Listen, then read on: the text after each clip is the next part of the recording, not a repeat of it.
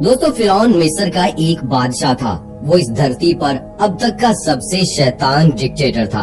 वो बहुत ही खुदगर्ज और मुतकब्बिर था, निहायत ही बदतमीज और मुल्हिद था। फिरौन मिस्र एक जालिम और मुतकब्बिर बादशाह था। उसने कई साल तक लोगों पर हुक्मरानी की और अपने जुल्मों सितम की वजह से वो बहुत मशहूर हुआ। उसकी एक बीवी थी जिनका नाम हजरत आसिया रजी अल्लाह ताला अन्हा था, जो कि ईमान ले आई थी। और इसके अलावा फिरौन की अपनी कोई औलाद नहीं थी।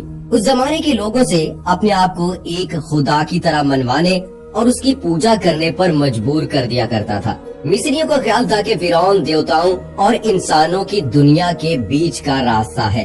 आसमानी हुक्मरानों के तौर पर फिरौन खुदा के हुक्म का नजात दहिंदा समझा जाता था। फिरौन ने जिस कौम पर हुकूमत की उन्हें बनु इसराइल और किब्ती भी कहा जाता है। फिरौन अपनी अजीम यादगारों और मुजस्मों की तामीर की खातिर बनु इसराइल पर जुल्म सितम और तशद्दुद किया करता था। यह ख्याल किया जाता है कि इस रुए जमीन पर फिरौन की मौत सबसे अफसोसनाक मौत थी, क्योंकि उसने अपने आप को दुनिया का तख्लीक कार समझना शुरू कर दिया था। इसलिए अब हकीकी रहती दुनिया तक इबरत का निशान बना दिया। फिरौन के जवाल का वक्त तो उसी वक्त शुरू हो गया था जब फिरौन ने एक मर्तबा ख्वाब देखा कि बैतुल मकदस की तरफ से एक आग निकली जिसने सारे मिस्र को घेर लिया और तमाम किब्तियों को जलाकर राख कर दिया, मगर बनी इसराइल को आग से कोई नुकसान न पहुंचा। ये अजीब और गरीब ख्वाब देखकर फिरौन परेशान हो गया। उसने नजूमी से ताबीर मालूम की तो उन्होंने बताया कि बनी इसराइल में एक लड़का पैदा होगा जो तेरी बादशाहत खत्म हो जाने का सबब बनेगा। ये सुनकर फिरौन ने हुक्म दिया कि बनी इसराइल में जो भी लड़का पैदा हो उसे कत्ल कर दिया जाए। इसी तरह फिरौन के हुक्म से 12,000 या 70,000 लड़के कत्ल कर दिए गए। दोस्तों पुराने जमाने में मिस्र के बादशाहों का लकब फिरौन हुआ करता था।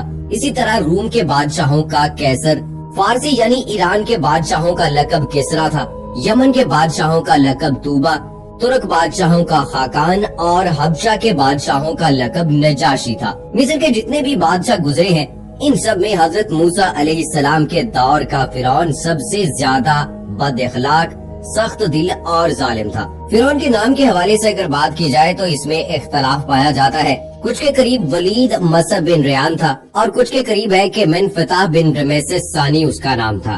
हजरत यूसुफ अलैहिस्सलाम और मूसा अलैहिस्सलाम के दौर के फिरौनों के दरमियान 400 साल से ज्यादा का फासला था। मनकूल है कि फिरौन जमीन पर सरकशी के साथ साथ खुदाई का दावेदार भी था। उसने अपनी कौम को दरियाए नील के जरिए गुमराह कर रखा था और वो यूं कि जब यौमे नरोज यानी आतिश परस्तों की ईद का दिन आता और दरियाए नील इंतहाई ठाठे मारता तो लोगों में ये ऐलान कर दिया जाता कि तुम्हारे लिए फिरौन ने दरियाए नील को पुरजोश कर दिया है, लिहाजा तुम इससे सजदा करो। तो चाहे लोग इसकी बात पर यकीन करते हुए इस पर सजदा करते। एक साल दरियाए नील का पानी कम हो गया तो अल्लाह ताला ने उसे पुरशोर मौजे मारने की इजाजत न दी। लोग भूख के सबब निढाल हो गए और कहत में मुब्तला हो गए। चुनाचे पूरी कौम इकट्ठी होकर फिरौन के पास गई और इससे मुतालबा किया कि हमारे अहलो अयाल, औलाद और जानवर सब हलाक हुए जा रहे हैं। अगर तुम हमारे खुदा हो तो दरियाए नील का पानी जारी करो। तो उस लईन ने जवाब दिया, ऐसे ही होगा। फिर वो ऊनी लिबास की बनी हुई टोपी और राख भरी थैली लेकर एक वीरान जजीरे की तरफ चला गया जो अब तक मिक्यास के नाम से मशहूर व मारूफ है, और हुक्म दिया कि इसकी रियाया और कौम में से कोई शख्स इसके पीछे नहीं आएगा। उसने जजीरे में दाखिल होते ही शाही लिबास और सर का ताज उतार कर ऊनी लिबास और बालों से बनी हुई टोपी पहन ली और राख जमीन पर बखेर कर उस पर लोट पोट होने लगा और रोते हुए बारगाह इलाही में सजदा रेज हो गया और अपना चेहरा राख पर लत पत करते हुए कहने लगा, ऐ मालिक व मौला, मैं जानता हूँ कि तू ही जमीन व आसमान का मालिक और अव्वलीन व आखिरीन का माबूद है, लेकिन मुझ पर बदबख्ती गालिब आ गई। मैं तेरी नाफरमानी से सरकशी में बहुत आगे बढ़ गया। तू मेरा माबूद है और मैं तेरा बंदा हूँ। तूने मेरे मुतालिक जो फैसला फरमा दिया सो फरमा दिया।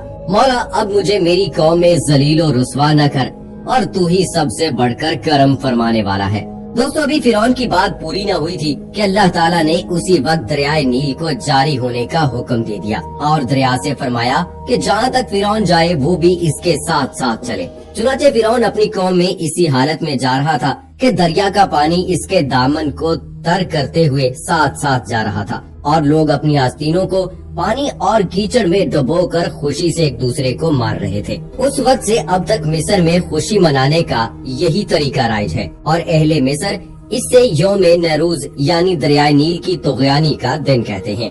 دوستو فرعون اللہ تعالیٰ کا دشمن تھا، جو لمحہ بھر اس کے لیے مخلص ہوا تو اسے بارگاہ الہی طلب کے مطابق عطا کیا گیا، اس کی پردہ پوشی کی گئی اور قوم میں اس کو ذلیل و رسوا ہونے سے بچا لیا گیا۔ تو جو شخص ساری زندگی اخلاص سے اللہ تعالیٰ کی اطاعت و عبادت کرتا رہے تو وہ اسے کس قدر انعامات سے نوازے گا، اسے آخرت میں کیا کچھ نہ عطا کرے گا۔ اسی طرح نافرمان بندہ جب اپنے گناہوں سے تائب ہو جائے اور اپنی خامیوں کا اعتراف کرے، بارگاہ الہی میں اونچی اور آہستہ آواز سے گڑ گڑائے تو اللہ تعالیٰ اس سے پاک ہے کہ بروز قیامت اسے عذاب دے، یہ سب کے سامنے ذلیل و رسوا کرے۔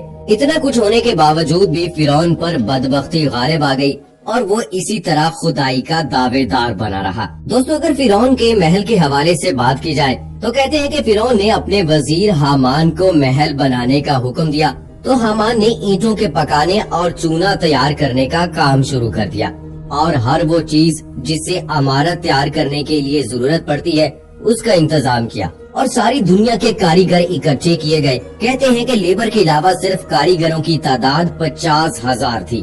7 سال کے عرصے میں وہ محل تیار ہوا اور اس کی اونچائی اس قدر بلند تھی کہ جب سے آسمان اور زمین پیدا ہوئے ہیں اس وقت سے اس کی مثال نہیں ملتی، اور وہ محل فرعون کی خواہش کے مطابق تیار ہوا تھا۔ جب اس سے فارغ ہوئے تو یہ حضرت موسیٰ علیہ السلام پر شاکگزار ہوا، آپ کو دلی طور پر صدمہ ہوا۔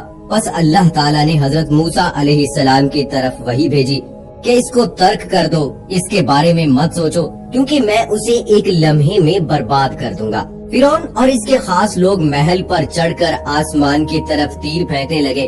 جب وہ تیر واپس آئے تو وہ خون آلودہ تھے۔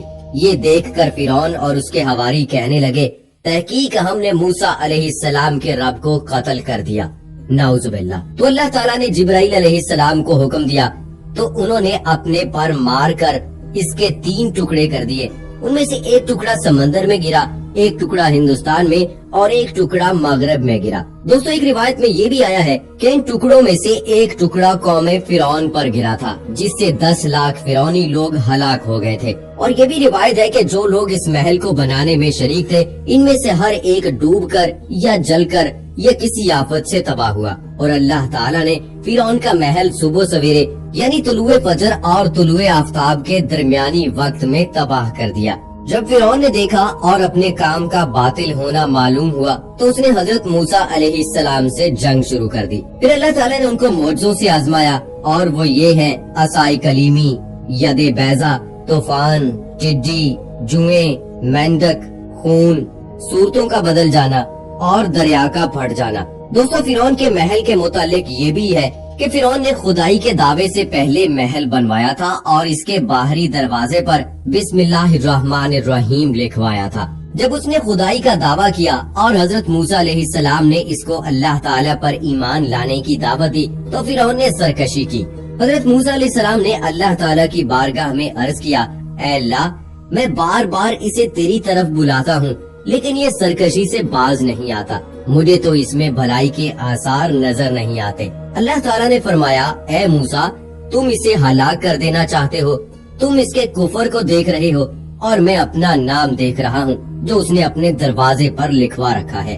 تو دوستو سوچئے کہ اگر ہم اپنے گھر کے دروازے پر یا اپنے گھر میں بسم اللہ الرحمن الرحیم لکھوائیں گے تو اس کی کتنی بڑی برکت ہوگی۔ اللہ سے دعا ہے کہ اللہ ہمیں اپنے اور رسول اکرم صلی اللہ علیہ وآلہ وسلم کے بتائے ہوئے طریقوں کے مطابق زندگی گزارنے کی توفیق عطا فرمائے۔ آمین ثم آمین۔ مجھے اگلی ویڈیو تک اجازت دیجیے۔